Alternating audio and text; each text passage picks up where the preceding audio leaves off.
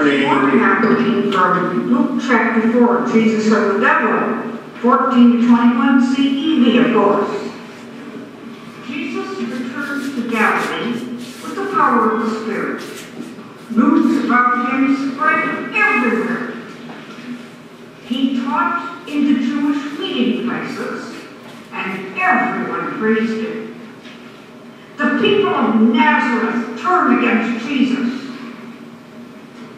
Jesus went back to Nazareth, where he had been brought up, and as usual, he went to the meeting place on the Sabbath. When he stood up to read from the Scriptures, he was given the book of Isaiah the prophet. He opened it and read,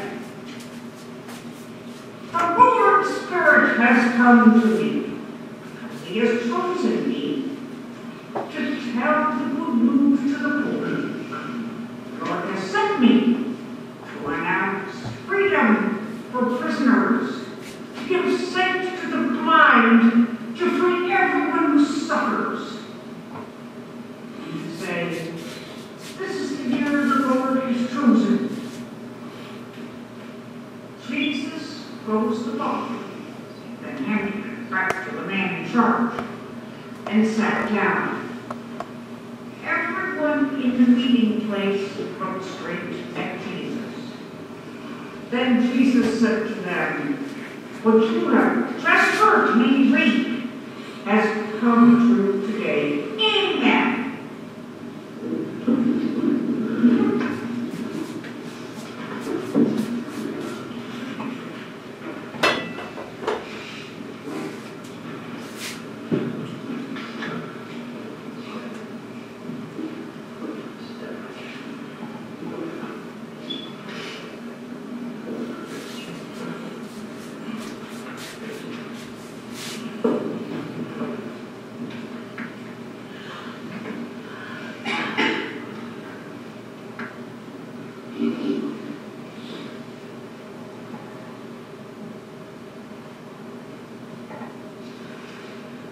Thank you, Joanne. Joanne is living proof to us that everybody can participate in worship.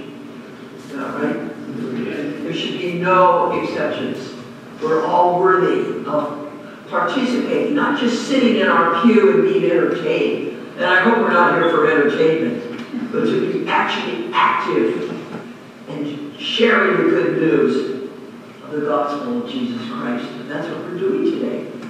And, you know, I've been giving this reading that she just gave to us a lot of thought, because he was talking about fulfillment.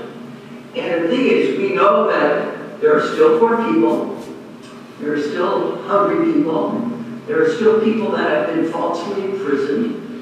We know that not every place in the world is just, right? We know all these things are going on, and we're thinking, well, why bother? It's because we have a model.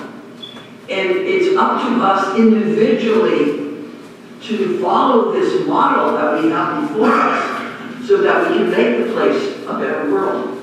Not only in our own lives and our own families, but for the entire world. We also know, particularly those of us who are over the age of 18, that we cannot bring peace and light and love and justice just like that, can we? I remember when I was 18, I wanted to save the world. Anybody want to do that when they were about 18? And I know the right way to run things, so if I ran the world, things would be a lot different. Actually, they would. But, you know, you can't always take on everything. It's like one person at a time, or one community at a time. I want you to think about the people who have taken Jesus' words seriously. You realize that in this country, because I don't know that much about every other country, we had settlement houses. Are you familiar with that? We had immigrants coming in and with no money and no place to stay. And it was churches that formed these settlement houses. And it was sort of like a big hotel. And people could start out living there until they could get a job and get back on their feet and start, earning their own living to get a place to live. It was the churches that did that. And then later on, we had organizations that had more money that were able to help out, and including state governments, local governments, and the United States government. Hospitals. I don't think there's any church right now that could afford to build a new hospital. They're just way, way too expensive. But in the history here of this country, think of all the hospitals that were built by religious organizations, both Christian and Jewish. Ever heard of Mount Sinai? Okay. Ever heard of New York Presbyterian? That's where Dr. Oz was a cardiologist. Ever heard of Methodist Hospital here in Arcadia? It was some women from the Methodist, it's a Methodist women's organization that actually built the original hospital. What about feeding the poor? What about the so-called soup kitchens? Now, I know most people think, well, this is pretty horrible for a person to have to go to a soup kitchen. But you know what? If you're hungry, a soup kitchen is really great.